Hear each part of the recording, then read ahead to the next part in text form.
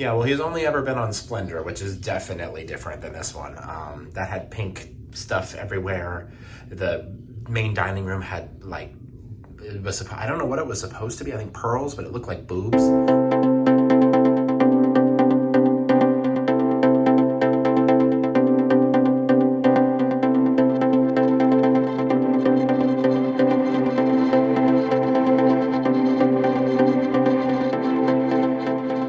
On the day we left for Galveston, of course our dog Mika didn't want us to go, and Carlos had to work, so we left a little bit late, but we had packed mostly the day before, and I finished things up while Carlos finished work, and then we were on the road. Well, hi there, friends. I am in the car, and we are on our way to Galveston. I've got Carlos with me.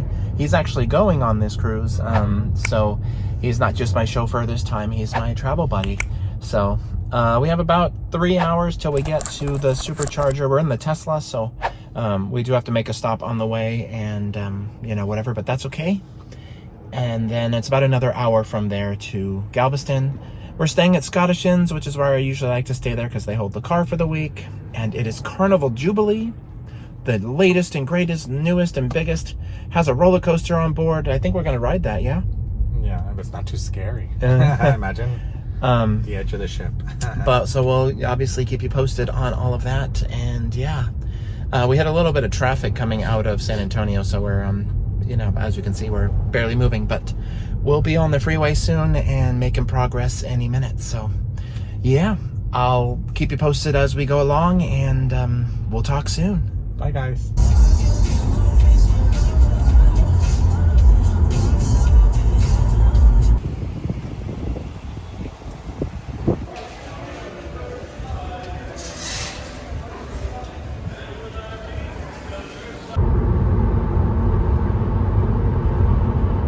To stay on Interstate 45 South.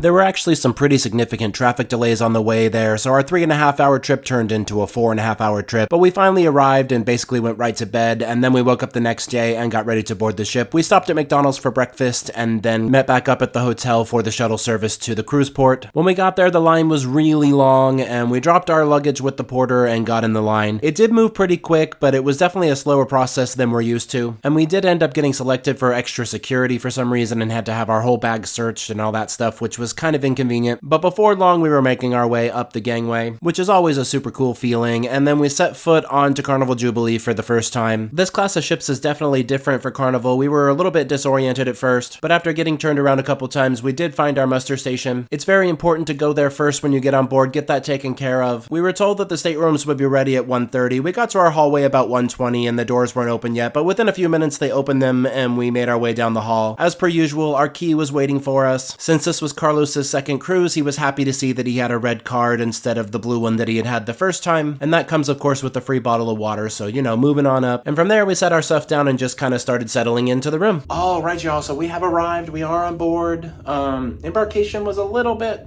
I wouldn't say rough, it just took a while. The line was long. Then we got selected for extra security screening. Supposedly the dog sniffed us. I don't know if it's because we had snacks or if we just have, you know, those kinds of faces that look suspicious, but either way, we had to go through that process. Not a big deal, but certainly slowed things down a lot and was a little bit annoying. But you know what? We made it. They let us board. They realized we aren't actually terrorists, and I'm sure that all of the weed and stuff that they're trying to catch will still be on board because we'll smell it later, I promise you.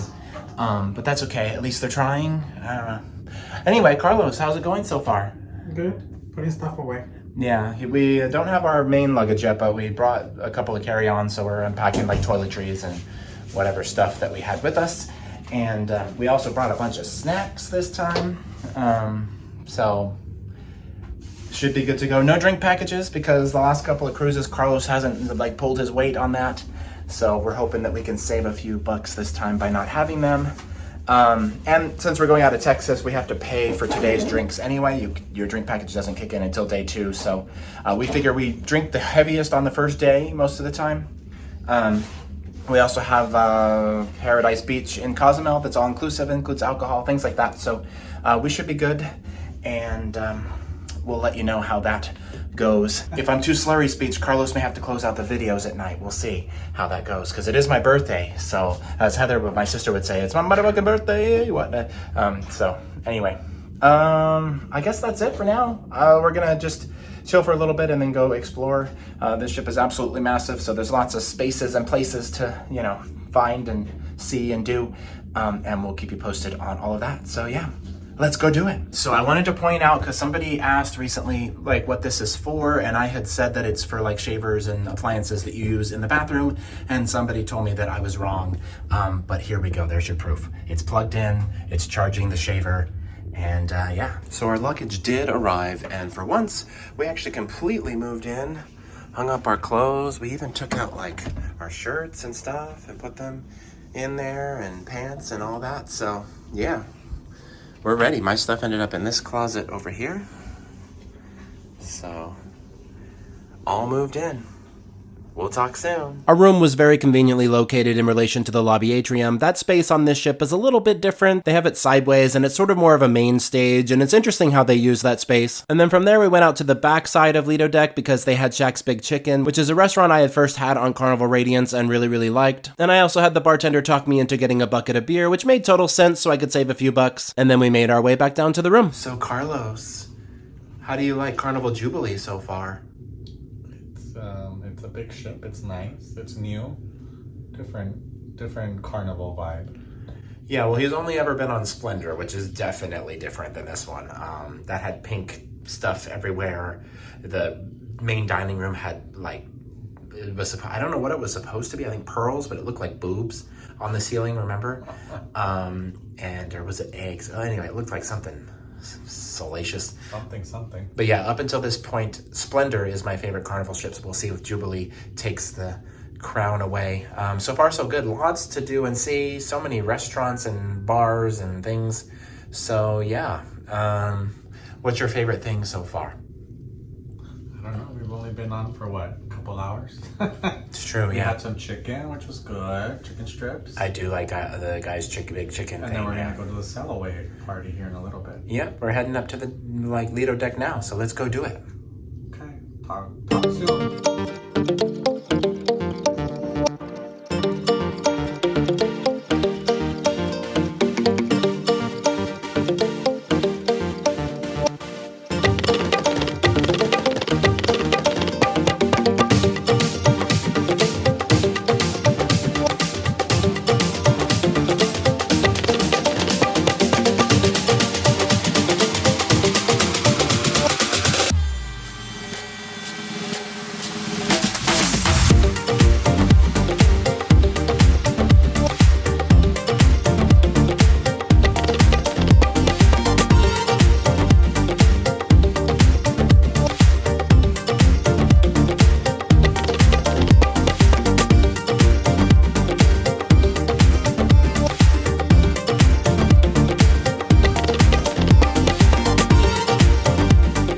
So Carlos, you have a delicious coconut blueberry drink. Is it so good? Yeah. At least it's not acidic. Yeah, so Carlos loves alchemy like I do, but he always gets heartburn. But this drink seems to be on the milder side, so this might be his one true love. It has a refreshing taste to it. Very refreshing, yeah. We'll talk soon.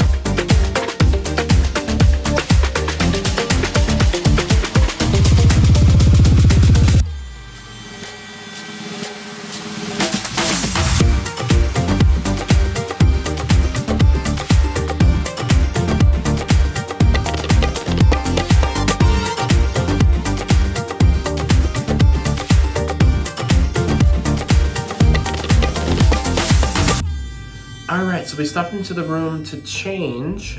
We did, what was it? He did some pizza, I did a sandwich, we both did some soup. It was pretty good, yeah. Lots of awesome, like, extra eats options tonight, so we decided not to do the dining room. But we are going to change, so in any second we're going to be in a different outfit. Ready? And just like that, look at us. The only thing I did was change my shorts. I was wearing gym shorts, now I'm wearing, like, regular ones. Carlos changed his full-ass outfit, didn't he? It's because we're going to the LGBTQ thing tonight, and he wants to look cute, like he's not married or something, but... Just kidding. No, we like each other. It's been, what, 16 years almost? Anyway, let's go do stuff. We'll talk soon. Bye. Bye. The LGBTQ mixer was at a bar called the Golden Mermaid, which was pretty low-key and honestly really nice. It felt really elegant and upscale, especially for Carnival. And we hung out in there for a while. There were a few gays there and we introduced ourselves, but we didn't stay too long because we wanted to try other venues, and we ended up going to Dr. Ink's. I'd have to say this is probably my favorite bar concept on Carnival Jubilee. That space is super cool. I love the kind of promenade feel that it has, and the drinks at that bar are super fun. And I decided to try the seafoam one, which was kind of coconutty. It was very sweet but very tasty, and I definitely enjoyed it. And then they had some live stuff going on in the lobby atrium. There was almost always entertainment happening in that area, so it was nice to see that as well. On the back of Deck 8, that's where they have the Guys Barbecue joint and all that stuff, but there's a full like pub back there and the Heroes Tribute Bar and all that, and they have beer that they brew right there on board, so I got a flight to try all of those. I didn't really like any of them, but it was nice getting that, and then we decided it was time for some food. Alright, so I was a little bit hungry, so I got a salad and some pasta and a dessert and a little bit of meat and a water, and Carlos got a cheesecake. We'll talk soon. Alright, y'all, so that's a wrap. We are back in the room. It's only about 9:30-ish, but we were, you know, feeling a little done, I think. We might watch some TV or something and then get some Z's and wake up tomorrow for a nice sea day. We've got 2 sea days on the front end of this adventure, so it's always nice to start with at least 1, and 2 is probably even better. By the time we get to day 3, our first port, we'll be ready to get off and go do stuff. Carlos is obviously still with me. He's getting sleepy. Say hi, Carlos. Bye. But yeah, I mean, not a bad first day. Embarkation was longer than usual, but wasn't horrible. Even with the extra security step that we had to go through. And then once we were on board, it's been smooth sailing since then. Hasn't been bumpy or anything yet, but we'll see how tonight goes, and we'll update you on that in the morning. And yeah, that's all for now. Stay tuned for the next installment coming in the next day or 2. And I want to thank you all so much for traveling with us. Be sure to like, comment, share, subscribe, all those fun things. We'll talk soon, and y'all have a good night.